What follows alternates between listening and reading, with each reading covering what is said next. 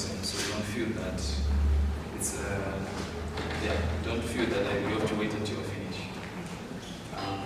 So I'm going to present this in sort of fragments and anecdotes, so kind of use case studies to show you, or at least to explain my thinking around these concepts. But yeah, just to give you like loose definitions, archives. So archives can be thought about in two ways, as a collection of historical documents or records, or as a place.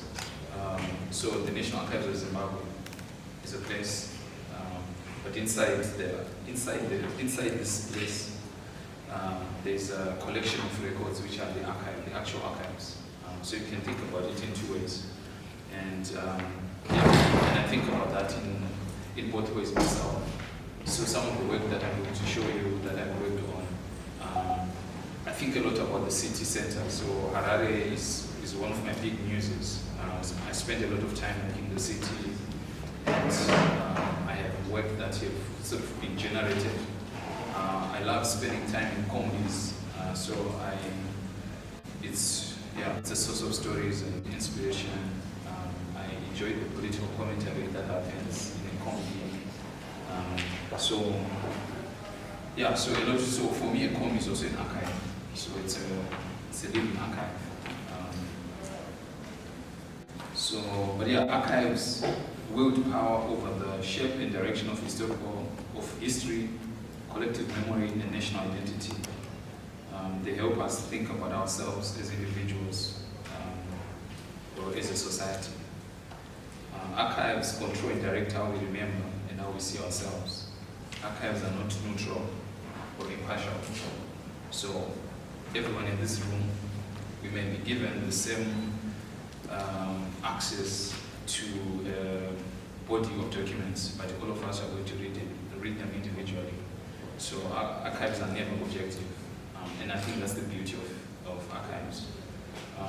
And so in that way, they become timeless. So they're not dated, they can be period specific, but you can access them 20 years from now, and new things will pop up. And so that's kind of what excites me about archives. But archives are also a source of power, so they're used to control and to marginalize. So most times archives are built by powerful people. So people with money, with political power. So there's a history, there's a politics to archives. Accessing archives is not easy. So some of the archives that I've dealt with in the last few years are outside Zimbabwe. So some of the most interesting archives about our national history are all located outside. So for example, Yale University Library has one of the biggest archives of Shona and Ndebele literature in the world. So they have a full catalog of all the Ndebele and Shona books that were published between 1956 and 1980. I can bet that it will be very difficult to locate some of these books in Harare, whether it's at the National Archives, at the Harare City Library, at the University of Zimbabwe.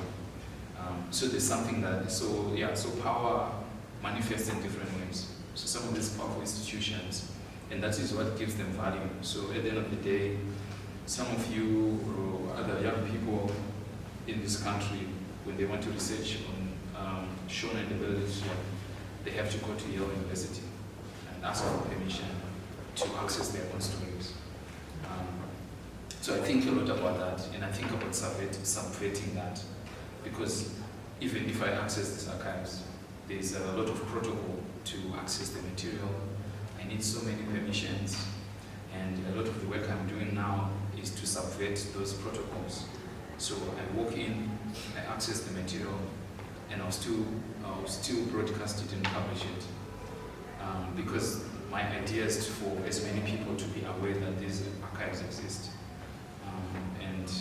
And I'm kind of borrowing from artists, so I'm conceptually thinking about the process of reading and interpreting history and documents.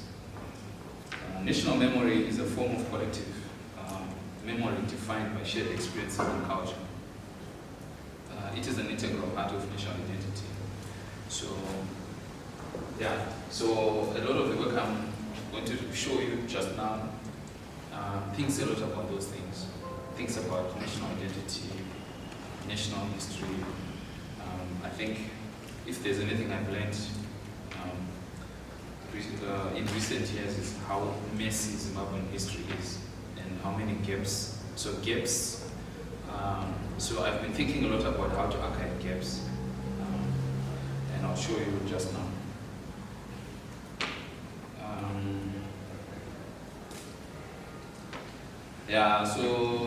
My interest is in books. So that's kind of my entry point into archives, into history, into culture, into scholarship.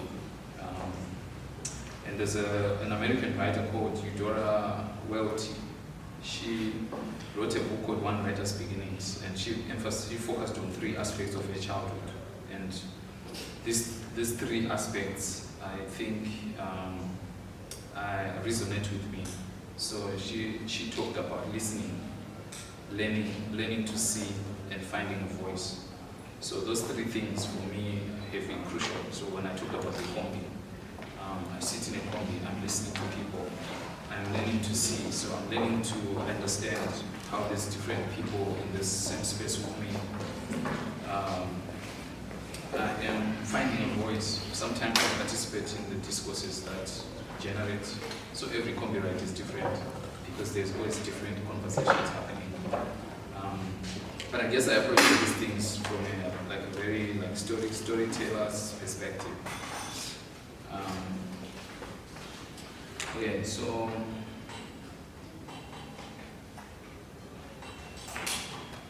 I run a project called readingzimbabwe.com.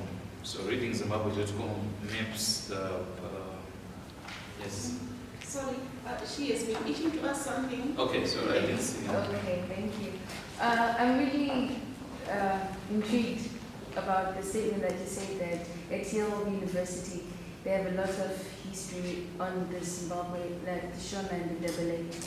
Are there artifacts they collected from here and put them there, or it's just books? Because how is it they know a lot about the Ndebele and the Shona, yet we are the Ndebele and the Shona? We don't have such information about ourselves, our ancestors. How is it so? That's a very good question. So I didn't know that until I started this project. So readingzimbabwe.com is a website that maps the published history of Zimbabwe. So this project starts from 1956. So symbolically, 1956 is when the first time Black Zimbabwean intellectuals could publish books. So before that, the Black Zimbabweans are not writing books, at least according to published history. So I started mapping and just putting books on this website. So currently I have put 2,108 books. So I spend a lot of time searching books about Zimbabwe on the internet, on social media, talking to people. I receive emails because people are searching for themselves and if they don't find themselves here, they ask me if I should aid them. So it's kind of almost like a crowdsourced platform. So that's what led me to Yale. As I'm looking for all these materials, I found the Yale catalog, I read through it, I approached them, and I got the whole catalog, and I just started doing conversations. So they're dedicated librarians who are invested in Africa. So they have people who come to Zimbabwe pretty much every year to buy books. So as soon as a new book comes out, they buy multiple copies and they place them in the library. And whereas some of our libraries here don't ignore writers, they don't buy these books. So what happens is that when you go to MSU or when you go to UZ, the libraries have gaps. And those gaps are because people are not committed to buying them. So there's another university in the US called Northwestern University. they are much, they even go beyond Yale University Library. So if you go to Northwestern, they collect T-shirts. So all the political campaign T-shirts, like ZANU-PF, MDC, all the Zambias, all the Dukus, everything, they have all of that. So for me, when I'm now interested, like I don't collect them, but now I see the value of collecting them. I learn from spending time in all these spaces. So every time I find myself in a new city, I try to locate Zimbabwean archives in that space. And it's not difficult.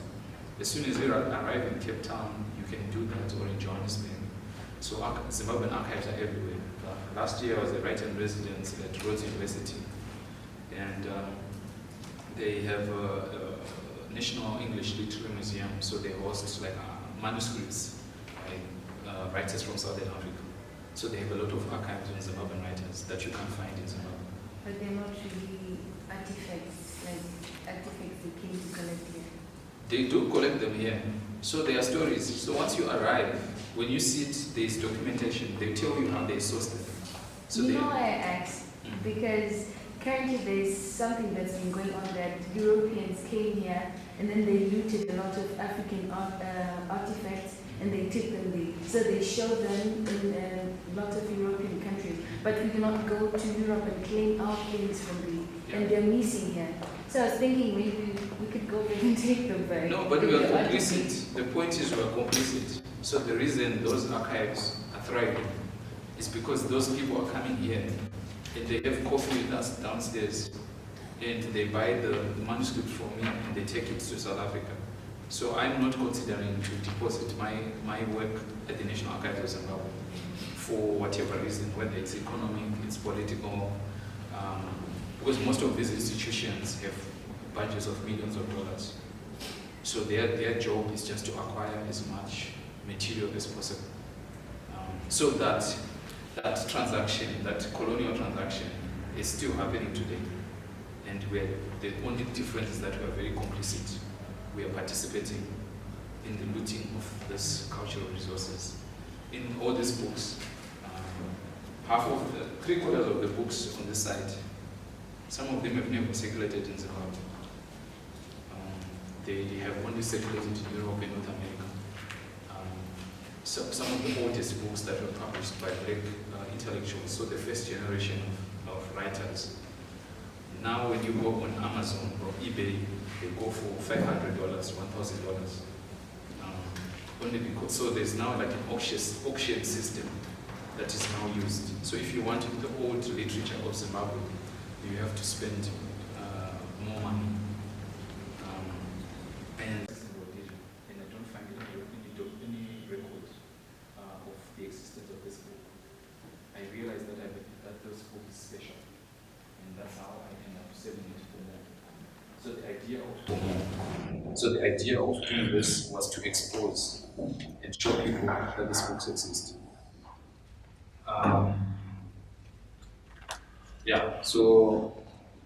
So the archives, like going to these actual archives, when I was inspired and provoked when I started this project 2 years ago. So every time now when I find myself in a new city, whether it's in Lusaka, whether it's in Gaborone, Botswana, I spend part of my time trying to locate archives. And it kind of goes back to like the history of our liberation. So our liberation was fought in all these different countries. So there are Zimbabwean archives in Tanzania, in Mozambique, in Zambia, in Botswana, because some of our freedom fighters were based in those countries. So you can locate those stories. Most times we don't do because we don't know. I didn't know, and the more I spent researching on these books, the more I am learning about the existence of these things.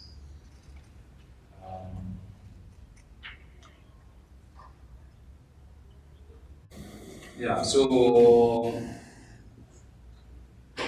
the challenge so this website is like, a lot of creative work has come out of it. So I'll show you just briefly. Um, so, so one of the most interesting things about working on this or building this archive is the gaps. So how do we archive these gaps? Um,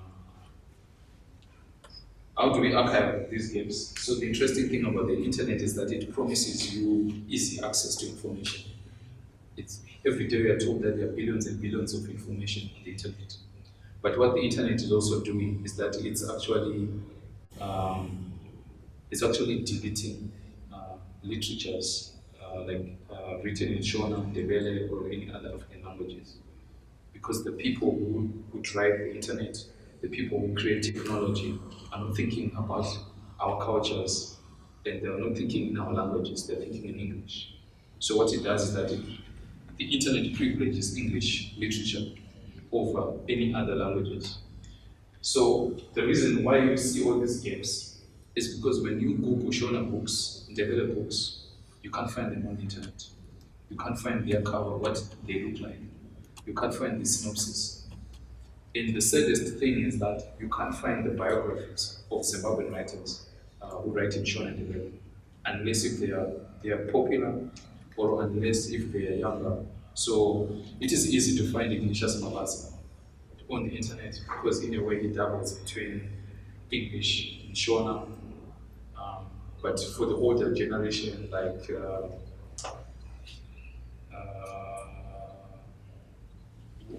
yeah. So, for example, yeah, the Banning Story, for example, wrote the first Ndebele novel about. It was published in 1956, but you can't find it anymore. You can't find it on the internet. You can't find it on Amazon. Um, so the reason I left these gaps, and then some of those covers you can see, I scan the books and I make you see the colors, make you see what the book looks like. Because this is another form of reading. So for me, this website, I don't give you access to the actual text, I give you access to information about the existence of the book. So yeah, so this is another form of reading, just being aware. Sometimes people forget, just being aware is empowering. Um, so yeah, so the challenge for Black Zimbabwean intellectual history is a dilemma of absence. And this is a problem for the archive and also a challenge for the imagination. Black history in Zimbabwe was crafted by tourist academics. The principal historians of Zimbabwe are not black for Zimbabwe. I mean, this is contestable, but between 1956 and 1980, only 11 books, only 11 books of fiction in English were written and published. So, yeah, between 1956 and 1980, only 11 years of this production of literature, there were no women publishing books. And so I think a lot about those things. I think a lot about who has access to these forms of authoring themselves, who has access to record history. So it is still a problem, you know. I think now, which has been interesting in the last few years, younger female writers from Zimbabwe have gone global. So they are spoken about all over the world. So no Violet Bulawayo, no Rosa Chuma, Tinashe Mushakavanhu, Bettina Gapa.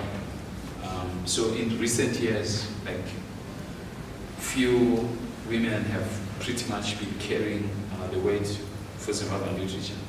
But our history is very disturbing in that way. Yeah, so the work that I'm doing thinks a lot about all these gaps, thinks a lot about all these disparities, and I'm trying to find creative ways. So I've been spending a lot of time in museums, in art galleries, in Zimbabwe, South Africa, the US, and trying to find a new language of articulating So I'm trying to find a way that when you come to this website, you can still encounter the gaps, but then you can also see the transformation that happens when the information is available. But one of the beauties of what I've been doing is that I'm learning. Some of these things were accidental. I didn't set out to find material in other languages. So as I'm working and searching these books, I find more and more that Zimbabwean writers are being translated around the world. So when you come to readingzimbabwe.com, for example, you will encounter languages like this. So this is Bettina Gapa's book in Japanese, and I put it in Japanese. So if you open the website on Google Chrome, it has a button that prompts you to translate. So you can then read this in English. But for me, I think I was just fascinated and excited to see myself in Japanese characters. So the website, as it exists, has more than 15 languages. It is Romanian, it is Chinese, it is Dutch, it is French, all kinds of languages. So for me, it's also been thinking a lot about how other people read us. And the fascinating thing about translations is that they even translate the title. So sometimes when you now read the translation in English, you can also see how they're summarizing us and how they're reading us or how they're misreading us. So some of the readings are not faithful. They're actually misreadings. And that happens a lot in the archive.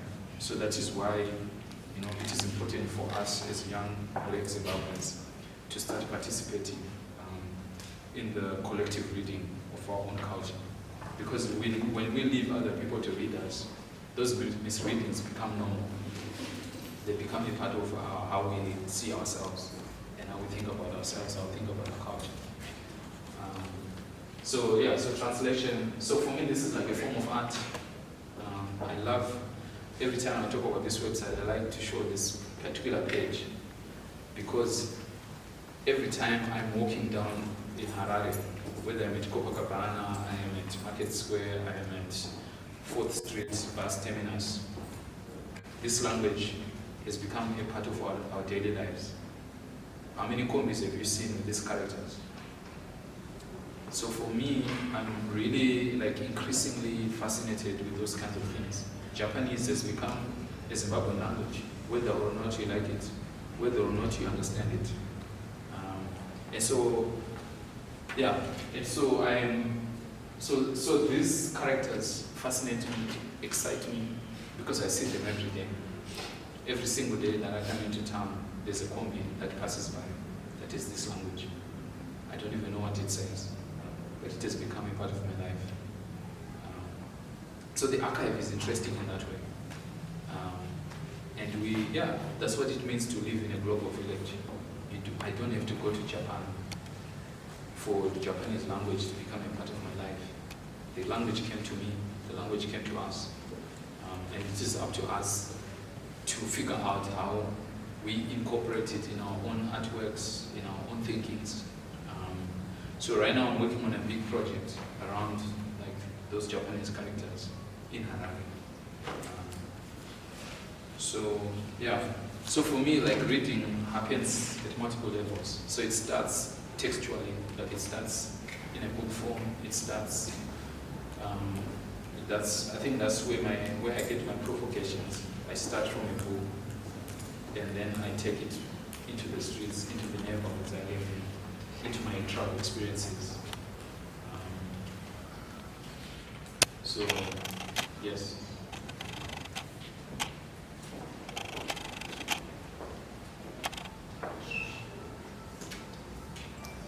You want to ask a question? Okay.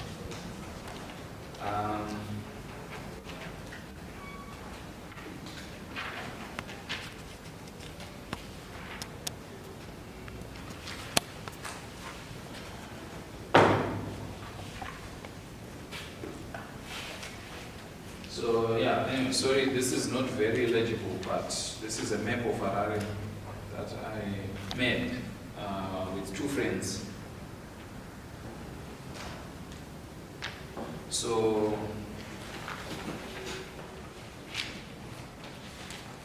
yeah, so this is a map of Harare. It's based on the life and movements of Dambudzo Marichera. So Marichera lived in exile between 1976 and 1982. So he came back to Harare, lived on the streets of Harare. So he spent the last 5 years of his life in the city. And he was a ubiquitous figure, so you could see him everywhere. He was always seen at African Unity Square. He drank in different pubs in town. He spent time in the Harare Gardens. So he was kind of moving in the city center. So the map, so I created a map of Harare. I collaborated with two friends, an architect and a graphic designer. So why was this collaboration important for me? It's because here were 3 people with 3 different languages. So an architect spends a lot of time thinking about space, thinking about scale, thinking about size. And a graphic designer thinks about visual language, thinks about the relationship of different things. And I'm a writer. I think about story, narrative. So the map combined those 3 experiences.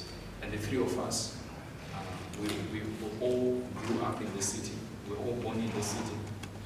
So there was also a way in which we were also reading our experiences of the city in producing this map. So for me personally, Marichera excites my imagination. Marichera is the most archived Zimbabwean writer, so he is the most active archive.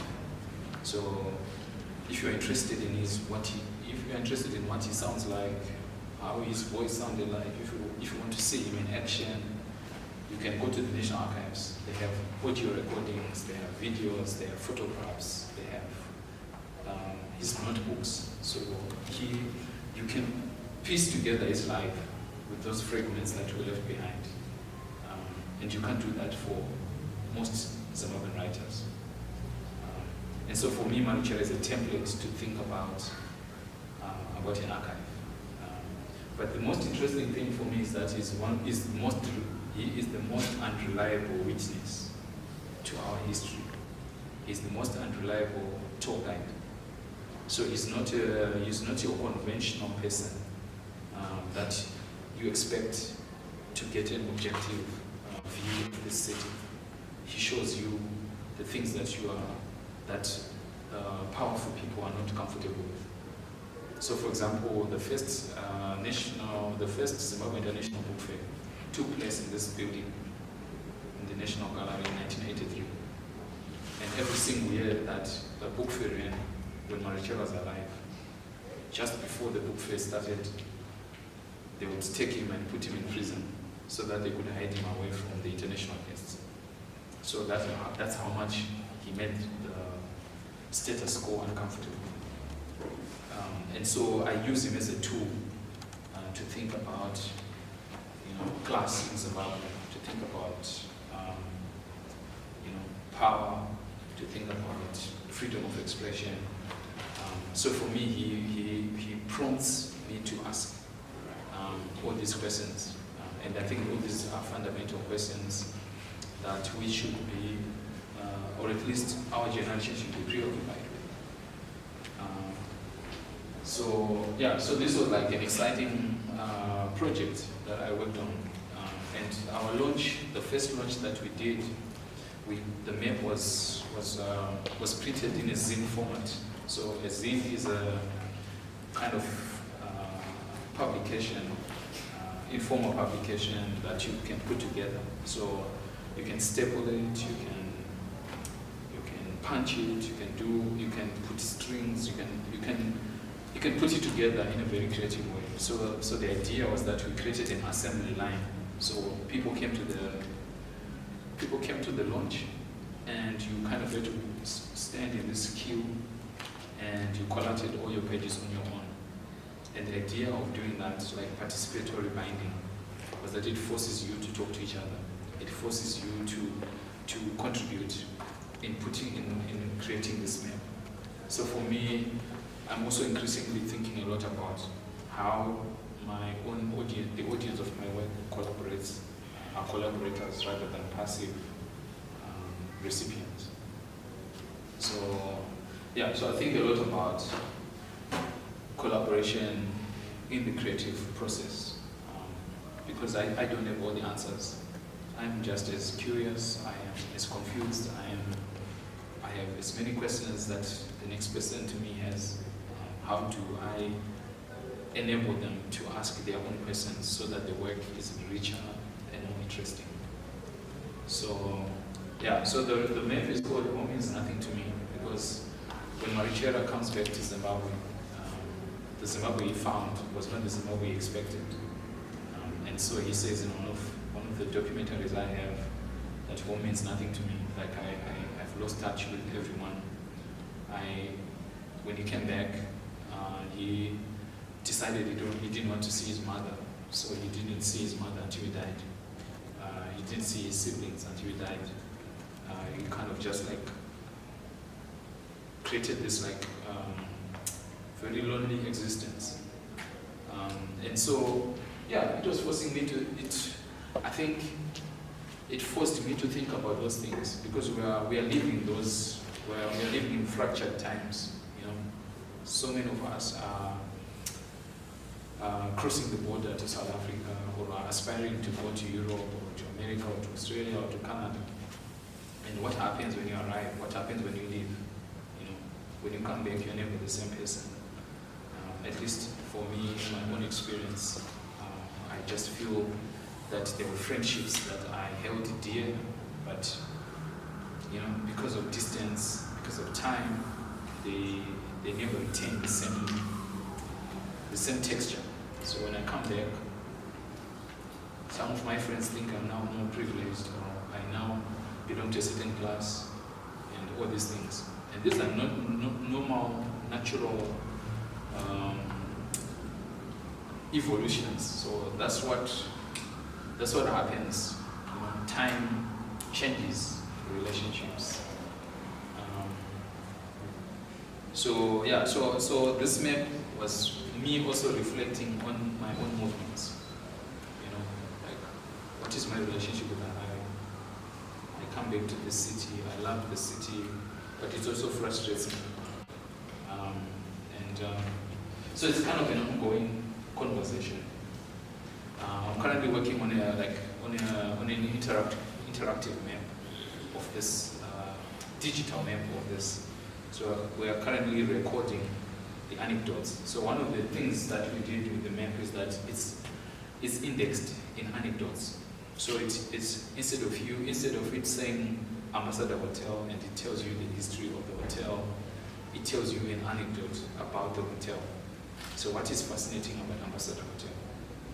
It's mostly used by civil servants because of its proximity to parliament, because of its proximity to government offices. It's mostly used by diplomats because of its location. But I'm not, so there are anecdotes about its existence and who comes into this space. And so that's kind of how we index the map. We kind of took an anecdote of every single place that we mapped.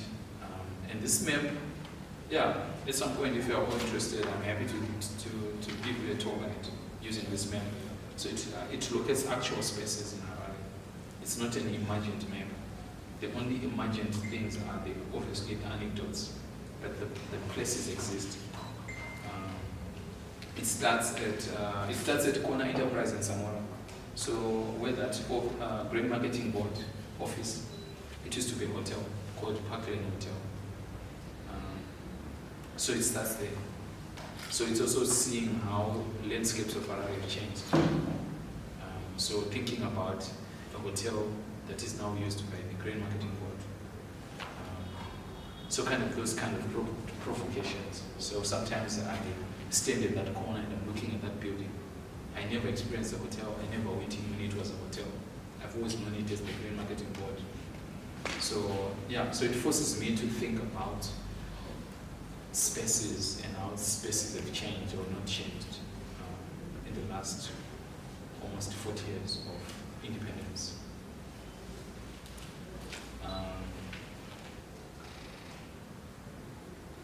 So this was like the storyboard.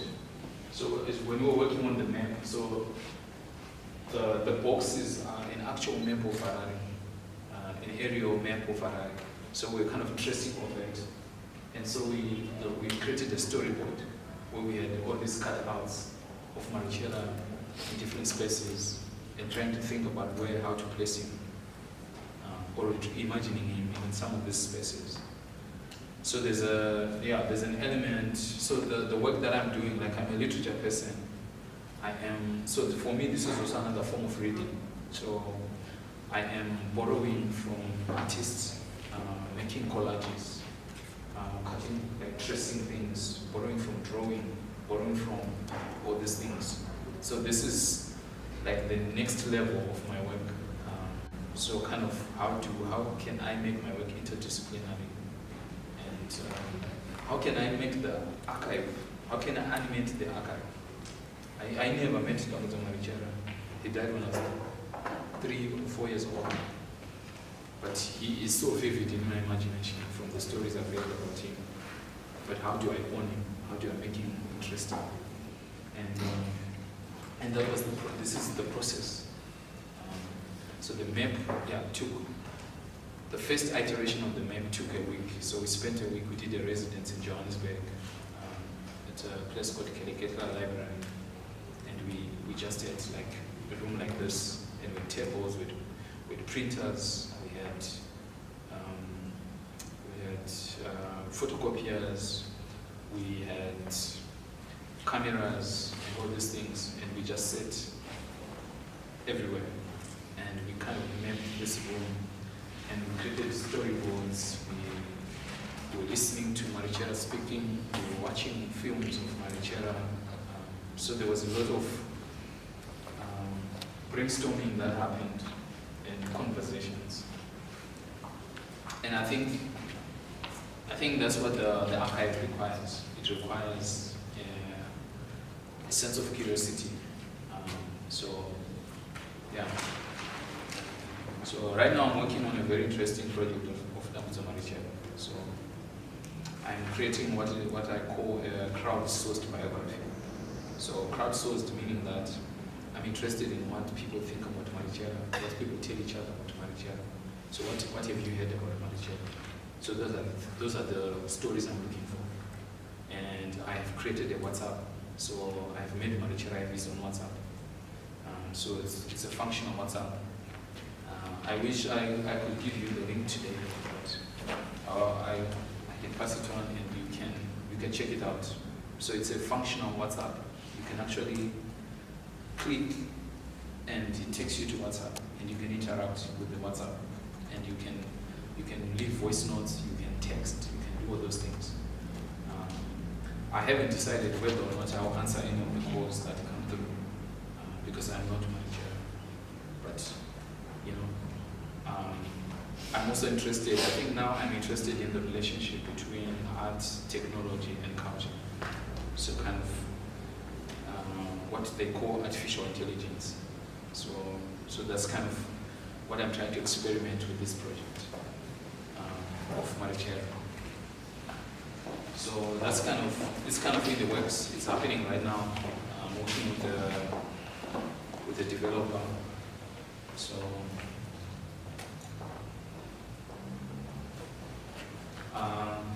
Marichela again.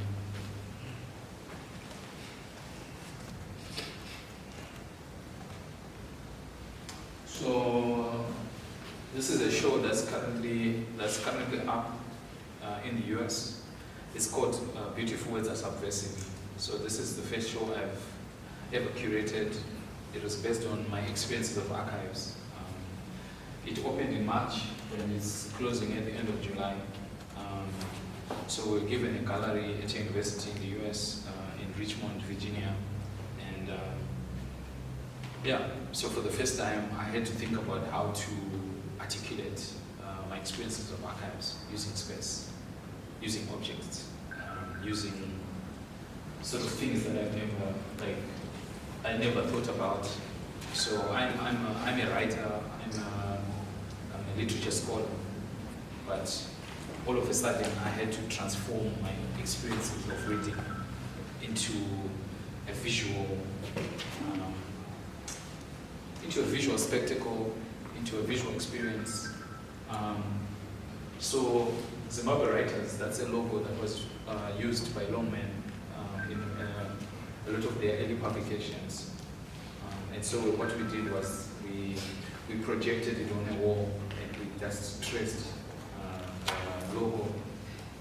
And we're kind of just thinking a lot about typography, thinking about all those things. And then some of the things that you see on the walls are just like from the archives. So it's archival material, so documents that we found in the archives. It's photographs. And then we made vitrines. So those vitrines were custom made. We collaborated with an artist who specializes in crafts and sort of wood stuff. And she made those vitrines. And we specifically wanted color, so the top of the vitrines are yellow, because we're playing around with the idea of transforming. So when you're looking down, what happens? How do the stuff in the vitrines look like? Or how much does the color of the plastic on top change or transform your experiences of either t-shirts or material that is in the vitrine or books. Last year I started a small publication called South of Someone, which was a conceptual magazine. So I publish poetry, I publish sketches, I publish sort of excerpts from archives. So South of Samora, so we kind of mapped the space. So we transform the space into a rag. So where it says Samora, so even if you look here, like it said here, it's like Samora Machel. So we're using Samora Machel as like a divider.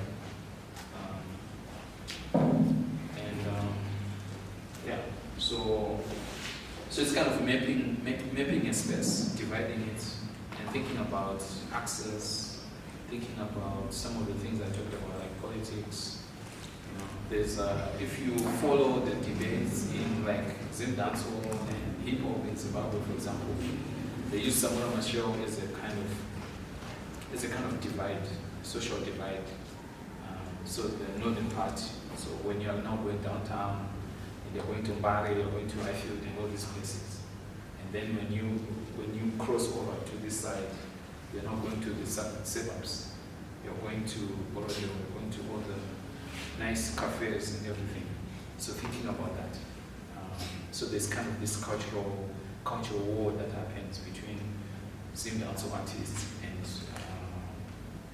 hip hop artists. So most of the hip hop artists in Zimbabwe are from the suburbs, because they think that genre of music reflects their lifestyles, reflects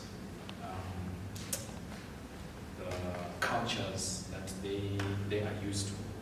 So I'm fascinated with those kind of small things. And I follow these debates on social media, so on Twitter, on Facebook, on Instagram. And so it's kind of a very intellectual curiosity. So I go deeper than that, and I think a lot about that.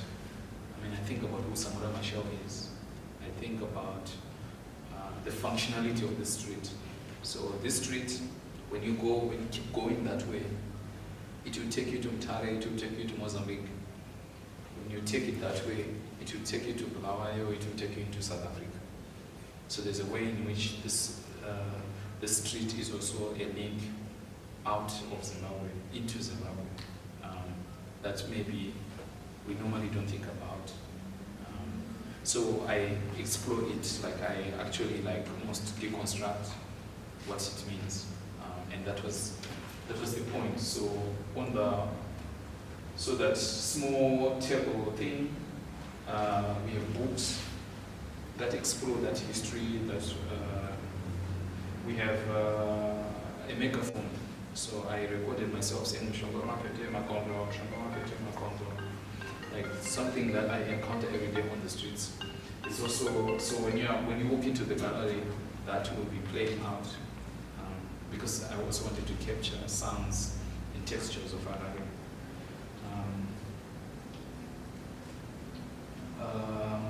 Yeah.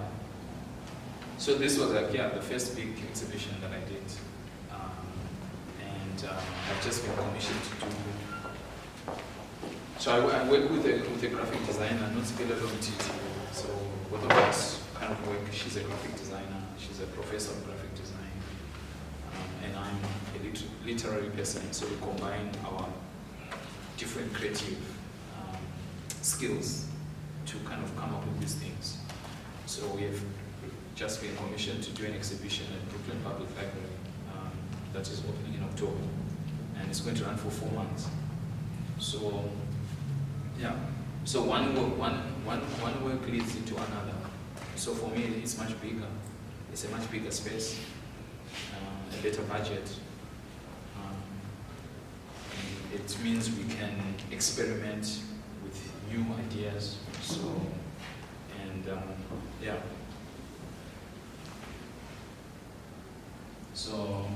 So these are all like archives. So these are newspaper headlines that we see on the streets every day. So sometimes we pick them up and we just keep them. And so that's also another form of archive. So remembering ourselves through newspaper headlines. So for me, like, the archive is not just official, it's also informal, it's also everyday things. So I think, so it's kind of merging the two. So merging the official archive and the informal archive. I forgot to bring, I wanted to bring you this thing I created called the thesis deposit. So the thesis deposit was simulating a PhD thesis. So basically I collected cover pages of PhDs by Black Zimbabwean intellectuals from the 1950s to the present. And this particular project was to map how and what kind of studies that Black Zimbabweans were gone to the US studying. So it has more than 300 pages. And it's just like a document like this that is just cover pages of PhDs. And it starts with the first generation of Black Zimbabwean scholars. So people like Bernard Chizero, Solomon Mutairo, Stanley Samkange, and part of my fascination was also what do they study when they're in these places. So Solomon Mutairo, for example, who wrote the first Shona novel, who wrote the national anthem of Zimbabwe, was a student in Canada. And I found one of his theses, his master's dissertation, was on the geography of Ottawa in Canada. And that was fascinating. Like, it's something I didn't expect, because of his stature in a place like Zimbabwe as a cultural institution. So so I kind of mapped. So basically, I mapped the US using Zimbabwean studies. So who studies Zimbabwe? What do they study? Which universities do they go to? So that was also revealing. That's also was just a fascinating exercise to see where most Zimbabweans go to study. Why do they go there? How do they go there? So for a lot of Americans, they were fascinated. There were Zimbabweans who went to Hawaii, went to sort of out of way, like states like Alaska. So Alaska is very cold, far removed from like cultural centers like New York, but you find Zimbabweans going to study. So for Americans, we're interacting with this document. They were fascinated with where we go. And most times we go because most times we are desperate to leave. And we don't know where we are going. And it's only when we arrive that we realize we're in this out of way place, we are isolated. And so I think a lot about those kinds of things. For me personally, it's things I've lived through. I went to do my master's and I arrived in a small Welsh town, and I was the only black student on campus for the duration of my master's. So when I'm going to town, when I'm going to the shop, when I'm doing all these things, the only black person I could see around was myself. And there was something isolating about that. But for me, I think creatively it was also very liberating. And I think my fascination with Marichera deepened in that experience because I had a copy of The Black Inside. And it sort of transformed my thinking about my placement.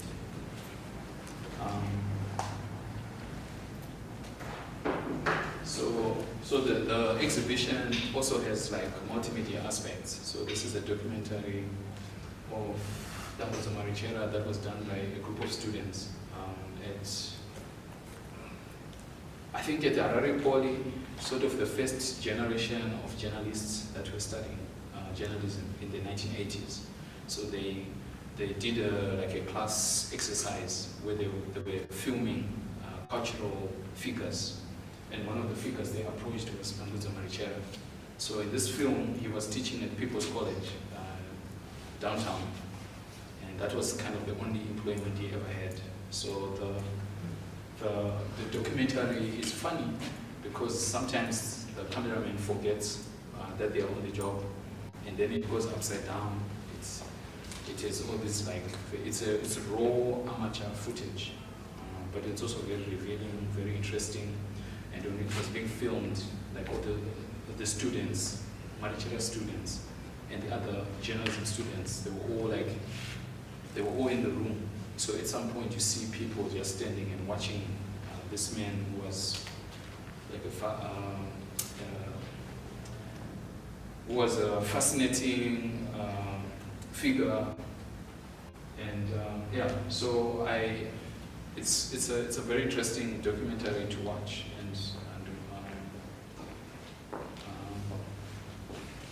so the exhibition had thought through all those elements. So it had audio, it has all these things, and then I think the first photo I showed of Marichera, this one.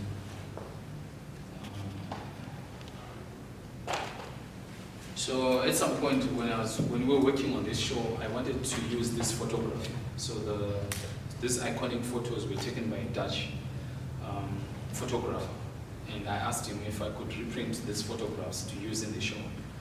And he wanted money, a lot of money, which I didn't have, which we didn't have a big budget for this to mount this exhibition. So it was difficult to incorporate them. And so we decided we still wanted to use them. So we had to find a creative way of including this photography in the show. So what we ended up doing was that we kind of deconstructed the photography. So we made a wallpaper of rose patterned. So the jacket is wearing is rose patterned, and then we hung out a T-shirt that said voice, voice, voice. So the T-shirt that is wearing, so kind of creatively interpreting the photograph in an exhibition space. So the wall, because it's so big, the photograph in an exhibition space. So the wall, because it's so big, and so it was kind of like rethinking what can you do with the photograph that you're not allowed to use, and also circumventing copyright, and also just like stubbornly using material that you're not allowed to use. So we ended up with this kind of wall. So it was much bigger.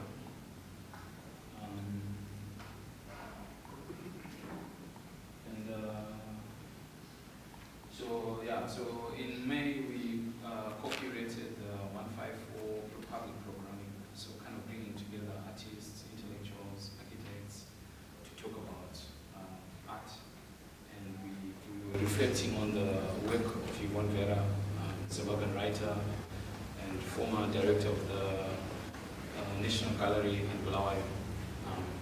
But we used one of her literary texts. So her first book, Why Don't You Care About the Animals, became a prompt to think about how do we forge new language, how do we forge new cultural language.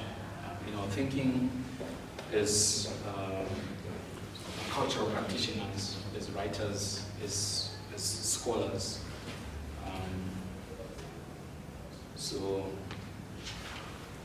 I think I will.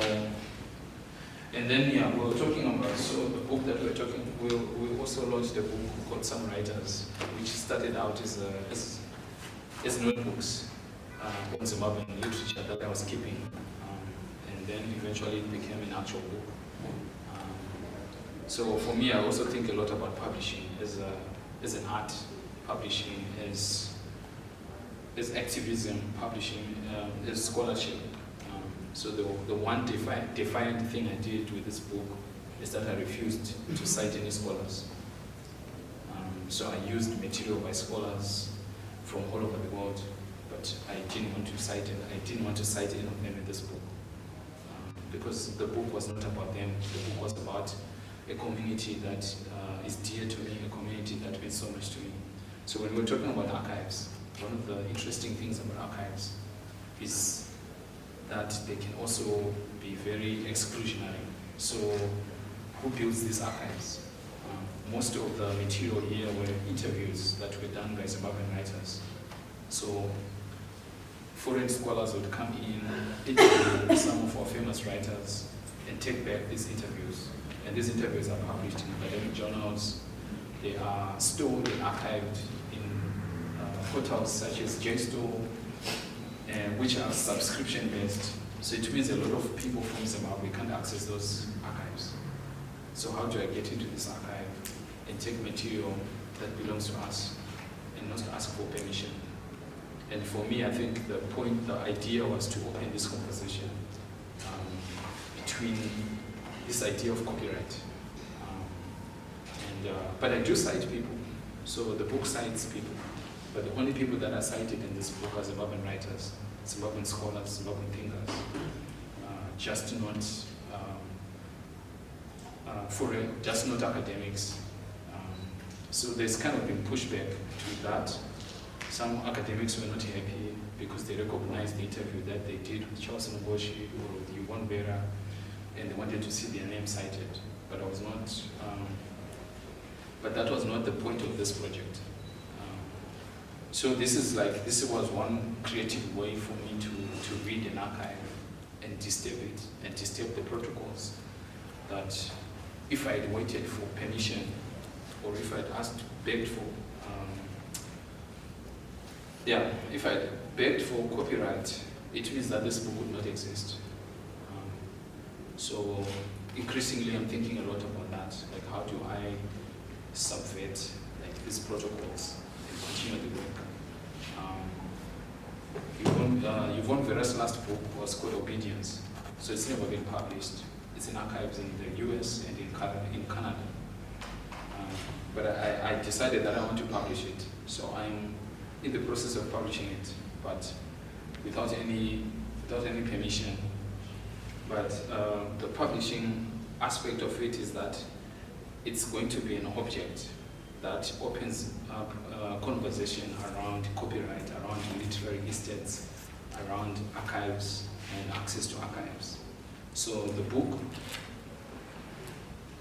will look like this. It will have a cover. It will have a blurb. It will have all the markings of a book, except that the inside will be empty, because I'm not allowed to publish the text. But the point is that I want people to know that the book exists. So if you search for that particular book, every writing that has been published about obedience was published by a foreign academic. And the reason being that they come from institutions that have funding. They have resources. They can travel anywhere in the world. They can travel to any place in the world, but we can't. And so the idea is to make my community aware that these works exist. And then it's up to us to figure out how to continue the conversations, how to take ownership of our stories. So a lot of the work I'm doing on archives is just making them visible, just exposing that these archives exist. Because if we don't do that work, we are always going to rely on secondary readings of our culture. I learned recently, for example, that the University of Florida, for example, has the biggest archive of how Shona was constructed or created as a language, as a written language. So George Fortune was the first professor of African languages at University of Rhodesia. His whole archive is at University of Florida, and it is the most interesting recordings of early speakers of Shona that he encountered. So how they translated this language into an orthography. So orthography is the science of writing. So he was pretty much behind part of the group of people or architects who helped Shona to become a written language.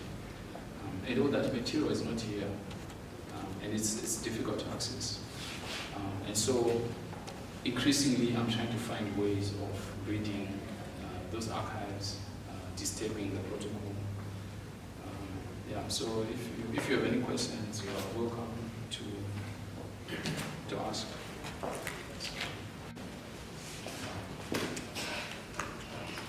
Yes, sir. My first question is with regards late Bunde's book. Yes. When I was reading through your book, when one's mom Yes. says she doesn't want a book to come out, and she feels that she has got her own destination. What do you think? Because now the archive is outside this country, and even her, I don't know whether she has access to that stuff.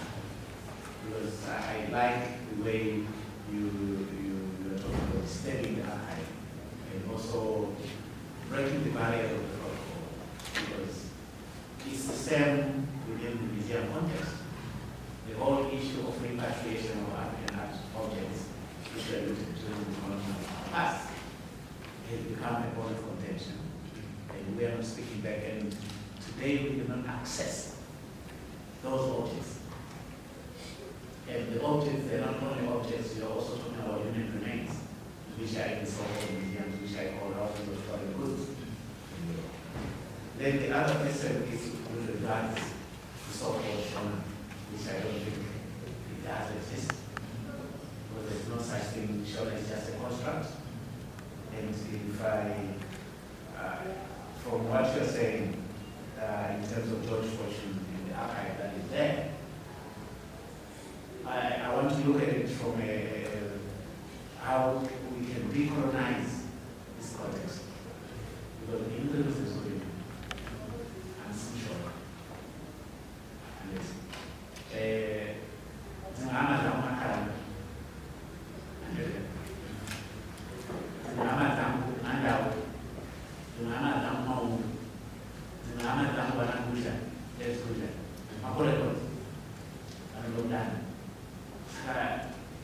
Where does the shore come from? Thank you. Yeah, thank you for. These are two very important questions. So the first one, I think this is also where archives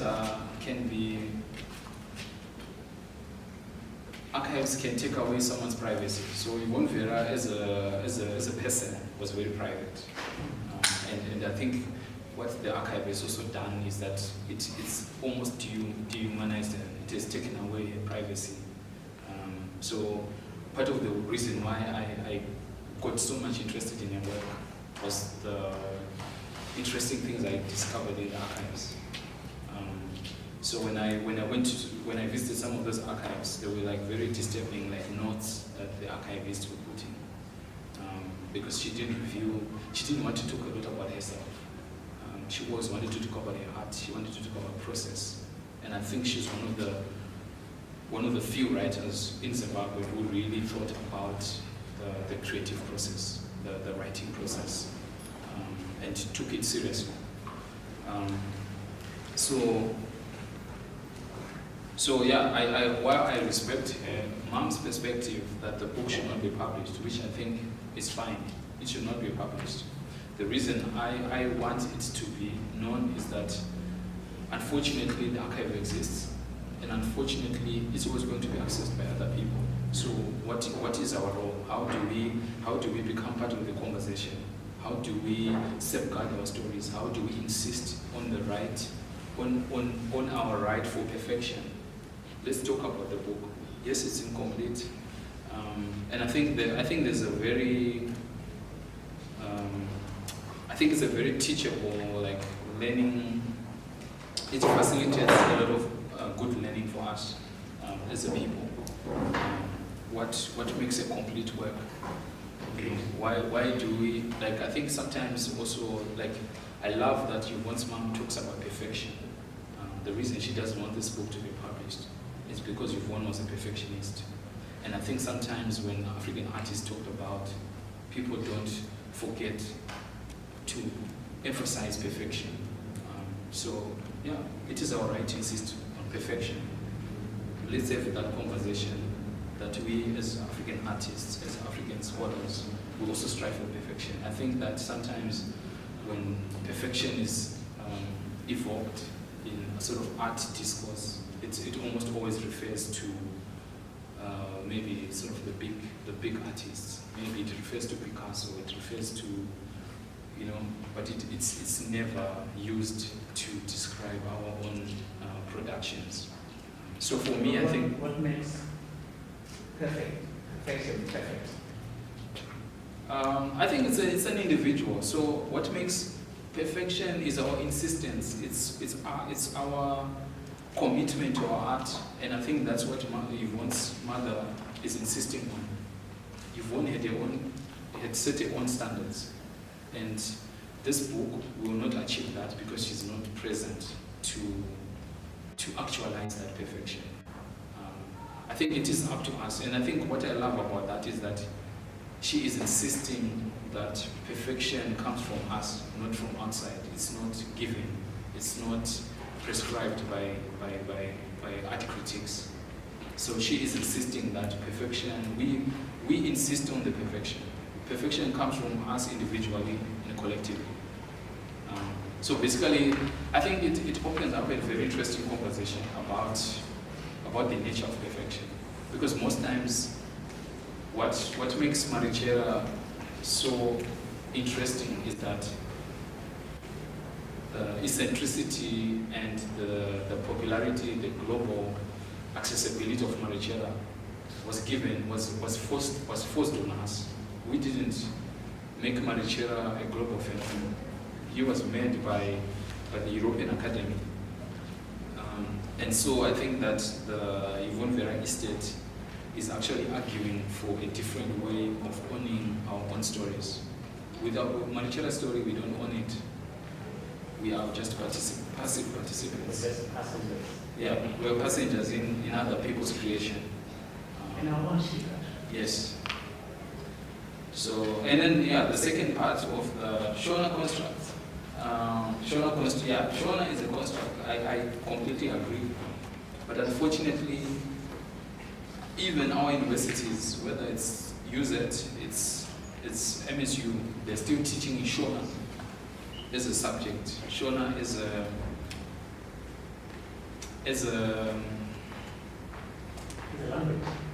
a language. And I think that the reason I mentioned these archives is because I feel that we can do that ourselves. I'm also, like, I'm Dao. I'm from Chipinge, Dao, and slowly I'm learning a lot about my culture from my grandmother, who's still alive. And so there's a way in which I'm also slowly trying to build an archive of my own language, of my own culture.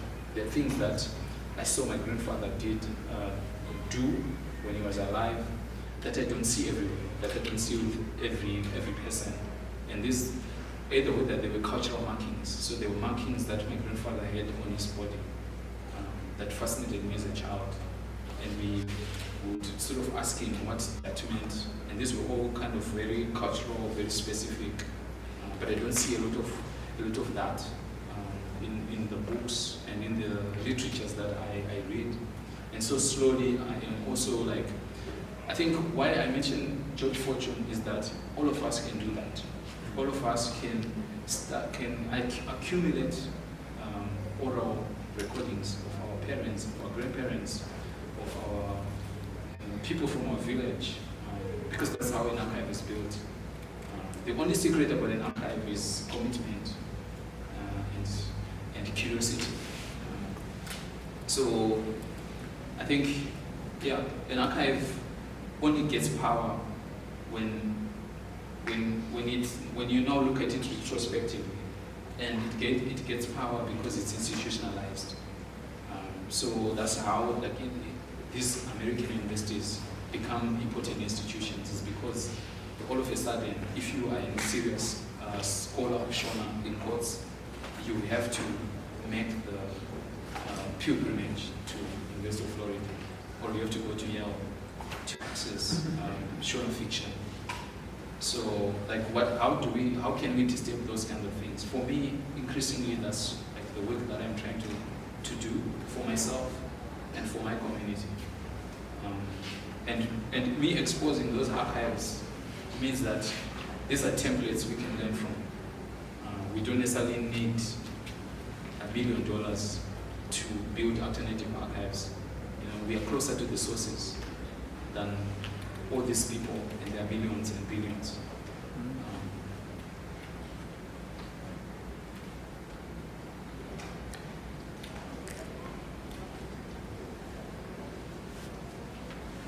Wow, no questions. Thank you very much. The time when you say the principal historians of Zim history are not the science. Yes. You, as a person who is doing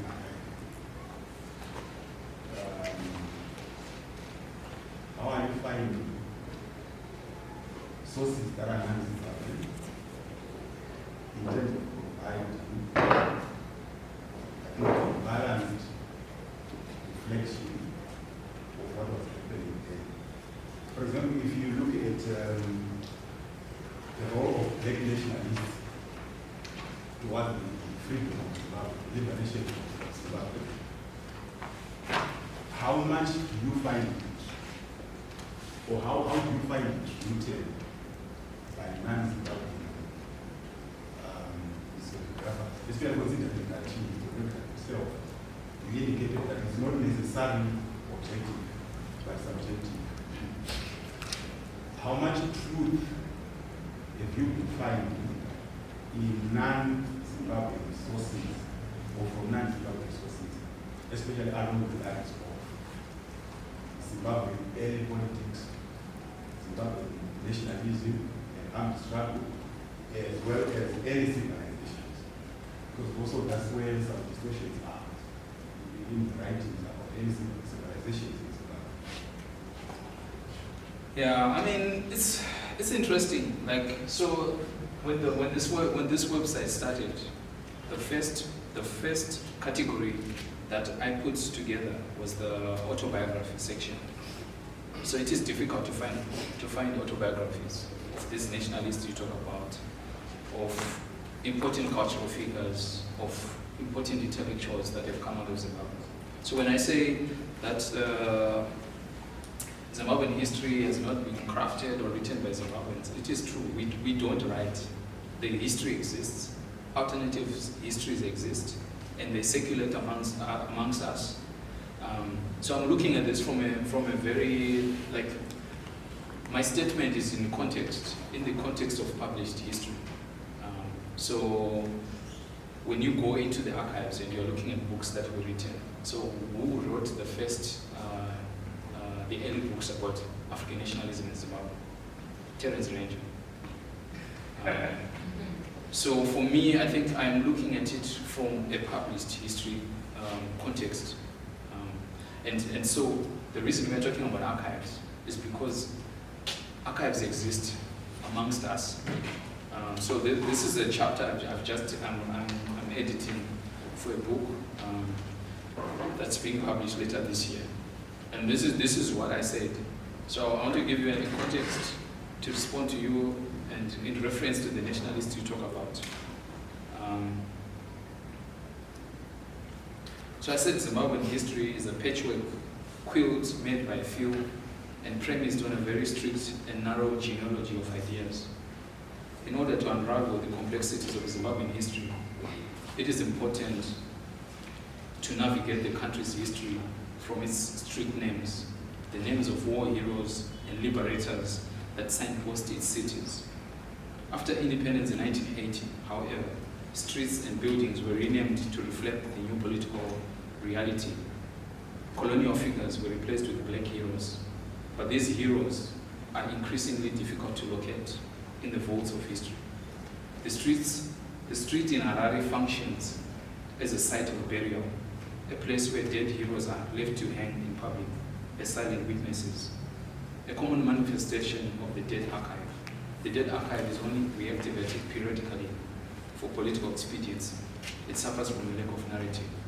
These heroes cannot speak, but they are spoken for. In their silence, they have led us, or at least they've led me to search for them, to trace them, and ourselves across the world. What do I mean when I say the dead archive? It fascinates me that I walk down Harare streets every single day, and I see George Sirendik, Jason Moore. But all these figures, there's no single memoir, there's no biography, there's no autobiography. They're very difficult to find, even if you Google. You can't find anything about these people. And that fault lies in us. So yes, in as much as we memorialize them, we're memorializing them as footnotes rather than as fulsome histories, as fulsome figures that contribute to our histories. There are people who know who these people are. The people, they come from families, they have relatives, their stories. So the archive is active. It's active among us. I hear stories every day. I talk to people. So where do I get my sources? Where am I getting alternative histories? Talking to people. You know, people lead me to the stories. I ask one question and then someone says, oh, I know so-and-so's son, or I know so-and-so's Mzukuru, or whoever. And then that way I am learning new things. But then there's an archive that is actually fascinating. So in the 70s, ZANU and ZAPU had two magazines that they were publishing, Zimbabwe News and Zimbabwe Review. So these were in their context, they were propaganda broadsheets. So they were party propaganda. But one of the fascinating things I learned from going through that archive, for the first time in my life, I encountered an interview that George Sirendik gave, that Jason Moyo gave. And for the first time I encountered them. I encountered their thinking, I encountered their sort of ideas. And it is said that all these things are buried, all these things are difficult to find. So it takes a lot of work. It's not, I can't accomplish it myself. I think this conversation opens it up. It's a challenge to people who are interested in history, who are interested in ideas, to go back and look for this material and find ways of interpreting it and find ways of making it available and accessible. I mean, I learned that, for example, Josiah Tongogara's family grew up on the farm that Ian Smith's family owned. This is a fascinating history that nobody talks about. Two individuals are shaped differently by a same piece of land, and they end up as two figures representing very different ideas. And this in any country. If you go to America, if you go to England, or all these places, there could have been many books published about that proximity and also that distance, that two people can be shaped differently, but even though they're drinking the same water, breathing the same air, living on the same land. So for me, I think increasingly that's how, I spend a lot of time, I ask those questions, and I try to find ways of, and I'm provoked by simple things. So walking down, I walk the streets, this town pretty much every day, and I'm provoked every day because I ask those questions. When I'm walking, I look up and I see those street signs, and those street signs make me to stop and pause and ask myself those questions. So it's a lot of work. All this material is available for us. It's up to us to do what we can do, and I think the folly of it is that we think that the archive. So this is also the thing, the institutionalized archive. We privilege it more than the archive that lives amongst ourselves, and I think that is also where the tragedy is. That these stories are amongst ourselves. We live them every day. And we still choose to go and look for them in the books. The books have gaps, and the books are returned for other purposes. Yes, sir. What I wanted to contribute to what you're saying, which for the young learners we need to understand. Remember the books we are reading. They were written by the people who never spoke our language. And when they were writing, it was, some of the information was lost in translation in that process. Because they had to get to, I would want to read, the book by Moses Crowell a lot, because it reminds me of what colonialism did and Christianity did to this community. I know we might, with our Christian background and whatever it is, here we sometimes work in our own life, I don't believe it. But I would like us to revisit that, because what Moses Crowell said in his book, it's what we need to rethink in terms of when we read the so-called, because I don't know if any of you know that he became this big person. He went back into the UK where he was teaching at Oxford University, and he's being celebrated as like the Zimbabwean guru. But in my own context, he's just another born-again colonialist who came here and decided to be the storyteller of natives. I do seriously agree with some of the things that you say, that I also get it too. But you see, the context of my question is some of the blatant misrepresentation in terms of compilation of history. Even that happened way after independence. Okay? Some of which, let's go to maybe the rent reform, for example. That is part of the context where I was coming from. Depending on the word, where I say historiography is not always objective. He talked about nationalists, he talked about Christian historiographers, this and that. So it depends on who is compiling that history. So when I came up with the person, when you are now as an archive person, when you are now archiving, now what do you archive? Do you archive the right info, or you archive according to your interests, according to your biases, or according to your convictions? That's what discussion. No, I just wanted to say, Simba, what Tinashe is saying here, which I really got to the idea of his work, correct me if I'm wrong, is to distill this whole context. I'm coming from that perspective as well, because to be honest with you, remember these people they wrote from their own perspective. We've just been deliberating in the office with the idea for us here is young or new breed of scholars, curators, and artists. Because remember, there are barefoot professors who are walking in the villages out there. Where, when you sit with these barefoot professors, what you get from them is what you will not get from a scholar who came from Oxford or from Florida University or from the University of London. Because remember, these are white people who came here as settlers, and whatever they're going to tell, they will tell it from their own perspective. And that's why earlier on in that, I will keep on repeating this, we've remained passengers in our own ship for too long. We need to drive this ship, we need to be drivers. Instead, we need to tell them what we've never told their stories.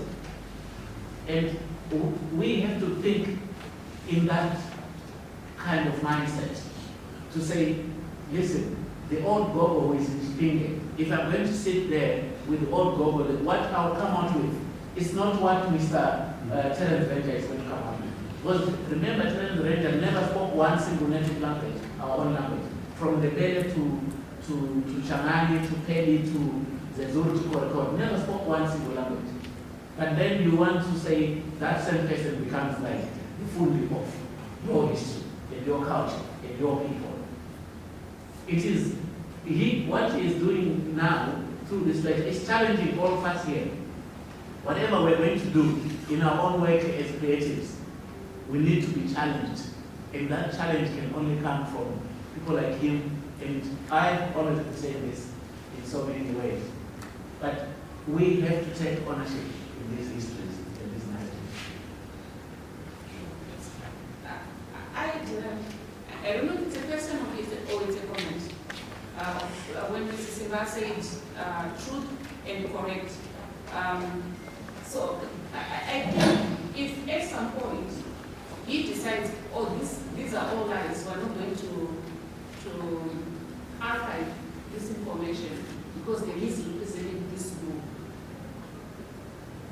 won't that leave a gap in the information? Because even when we archive even those people who have said things that are even inappropriate, and truth is subjective sometimes. Yeah, I mean, I think we all agree. I mean, I've already said it. Archives are not neutral. Archives are impartial. So we bring our own biases. We bring our own religion. We bring our politics into the archive. So that is a given.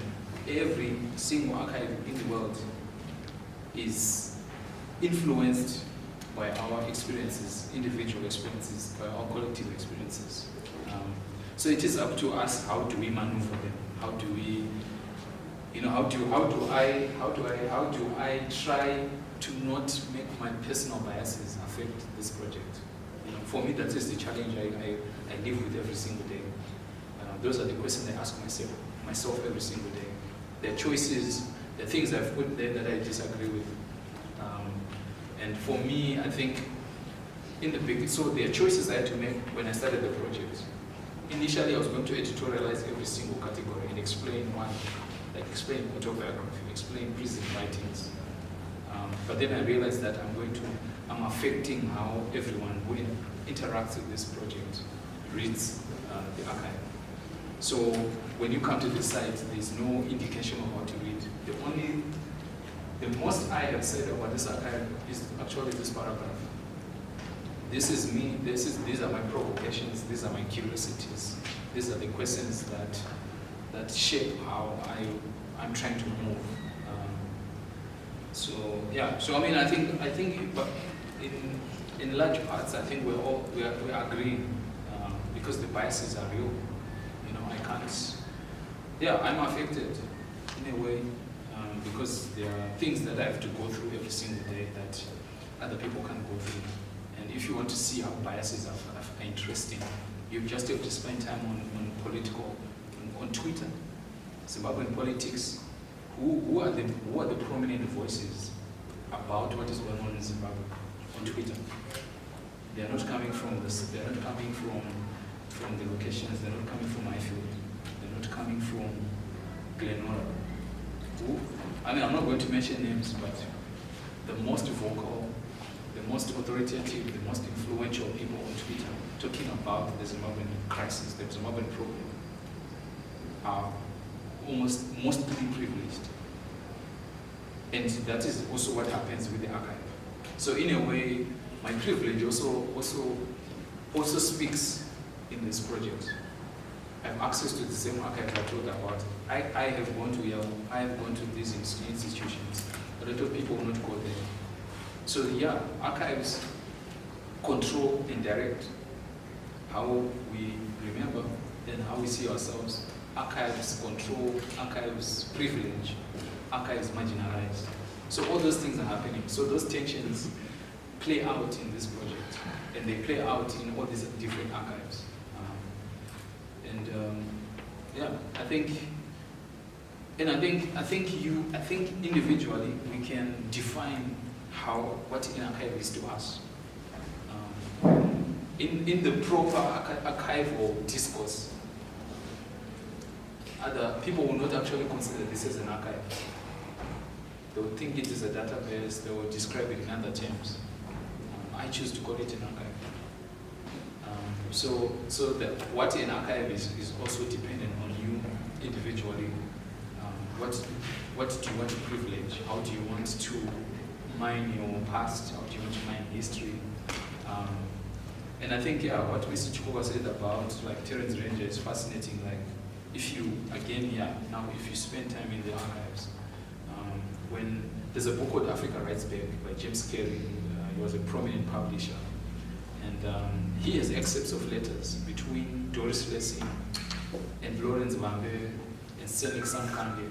So when they wanted to publish their own books, guess where the publisher turned to? Who became their expert? Who had to decide which first Zimbabwean books had to be published? Terence Ranger. And Terence Ranger said, all these books should not be published because they are not objective, because they rely on oral history. But guess what? His books were also based on oral history, and the oral history of the people that he was dismissing, because they were his contemporaries.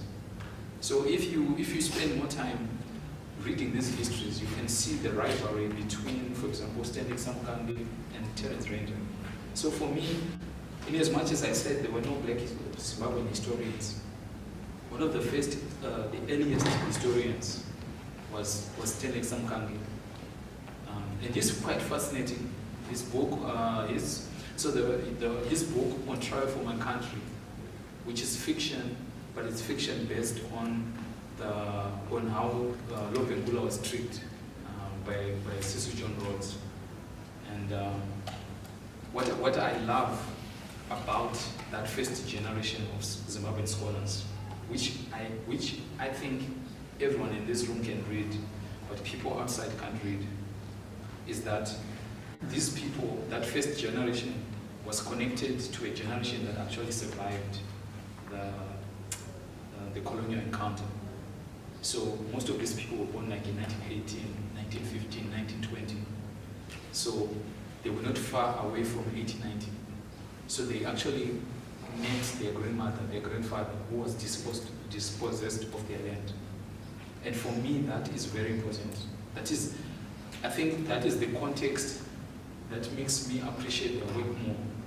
Because these are people who are relying on sources that actually lived this dispossession. And so, I think it's, my work is not definitive. This is just a provocation. My hope and prayer is that more people are going to build off it. People are going to go completely different directions from me. People are going to disagree with the framework I have created around it. My grandmother, my father's mother, lives in Highfield, and I visited often. one day she was telling me that, you know, huge parts of Highfield were rice fields. I have books of with the history of Highfield, but none of these books talk about that. And that for me was very interesting, to think that Highfield was a wetland, that Highfield was not supposed to be inhabitable, that like it was not supposed to be lived in. When you go to like other parts of Highfield, there are parts where there are parts called Mataka. And then when my grandmother was telling me these things, they were putting her stories into context. And she would point at St. Peter's Oberton. That was a farm. And that was owned by Baxter. The farm for Mr. Glenn. Yeah. Yes. So it's for Mr. Glenn Nora. Yeah. That's how Glenora was now formulated, because that whole area was a farm. Yeah. From St. Peter's Oberton. Yeah. That was Mr. Glenn. So for me, like I've always gone there. I didn't know that until one day my grandmother, it just came out of my grandmother, and I said, go, and she said, yeah. I used to go to that farm to buy meat or to buy. There was a shop there. My grandmother has all these memories, and she's alive, and that is an archive that disturbs every single book I have about Highfield. But we also need to interrogate the whole urban planning. Why, for us as the younger generation, we thought, no, another going to buy farm machine fast. And the whole planning of Harare, the planning of Harare was very colonial and very biased on white and black. Because remember, those factories, the fumes from the factories is what your family are going to breathe every day when you leave them home. And when you look at it, when you're driving, coming from the township, coming to the city, you're facing the sun. When you're driving back, you're facing the sun. And we've never questioned this. Because this whole idea of the one farmers in the plaza is very, it's like even recently when I was actually arguing with my uncle about Nyaye Matara Kumshauti. Why is that development? I said Matara Kumshau. Tara Kesua, because there was a farmer, Mr. Johnson. That when during at the height of the liberation movement in the 1970s, a communist was a farmer, Mr. Johnson, Taranga. Today, in our contemporaries, we are saying, no, that was development. You ask the people who grew up in that generation, when I grew up in the 1970s, I have no idea about Tara. Kaka you want to come away plus Mr. Johnson. But today all our contemporaries, they will tell you no, and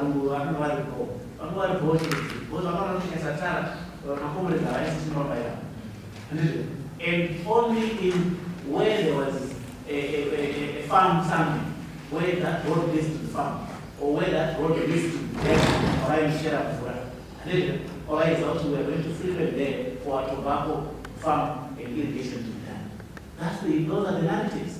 The narratives we get and the misconception we are having today, we can only get them from the barefoot professors because they have a bigger history than we have. But it's just because we think we're educated. Yeah. Those guys are educated more than us. Yeah. I just wanted to say something about the archive. For example, when I was researching on something, I came across things about why the missionaries chose specific locations for missions.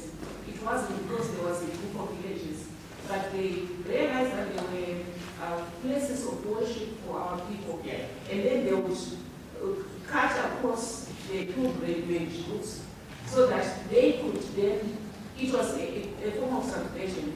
So once that pilgrimage route has been, and then they observed them as well, that they believe in ancestors in one road, so they are right for indoctrination into belief or insane.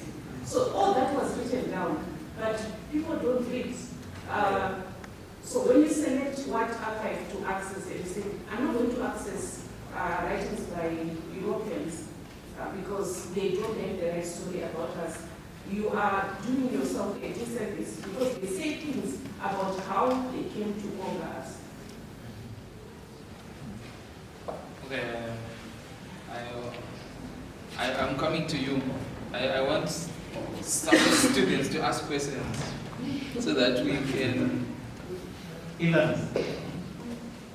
You don't have any curiosity, any. I was one.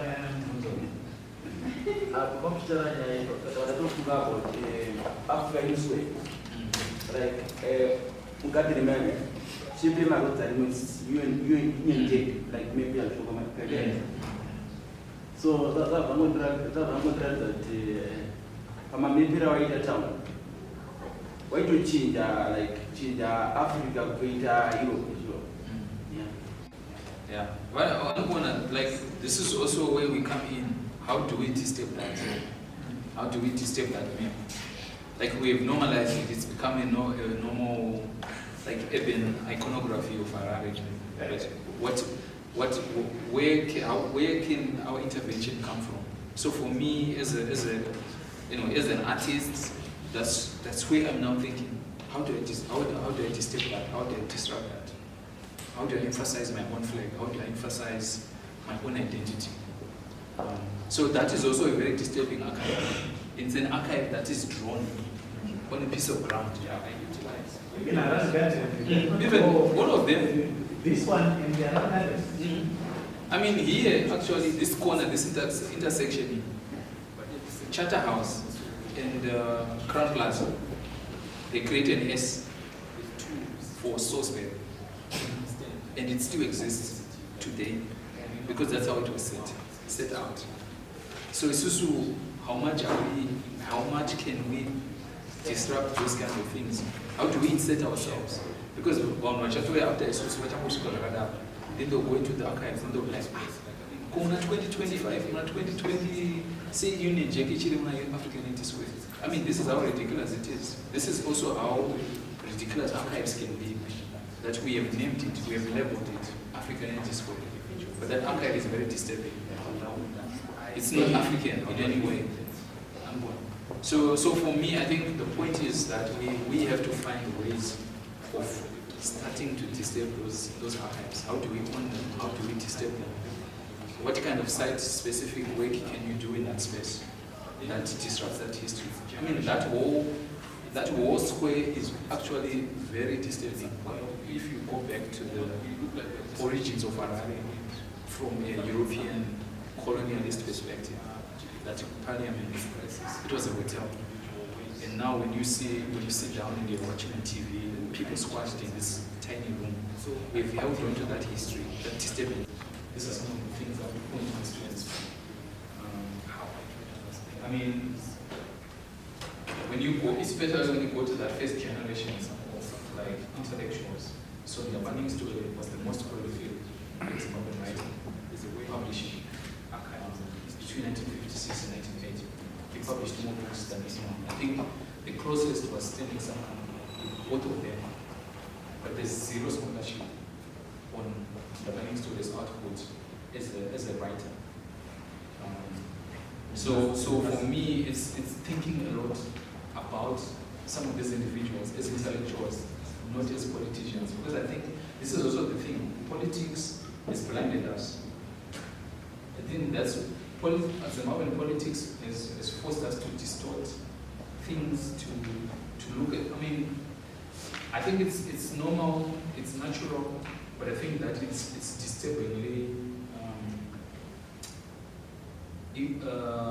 integral in how we interpret things, how we read things, how we choose to ignore people, even if the material, the documentation is in front of us.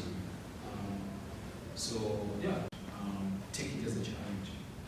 And you're lucky that you spend time in this institution because you meet the most wonderful people every single day. Older artists, very old artists, very interesting people. And it just takes your phone we're now privileged with this gadget that can act as a video camera, as an audio recorder. So when you're encountering these people, record them, keep them. You never know when it's going to come in your head. And I do that all the time.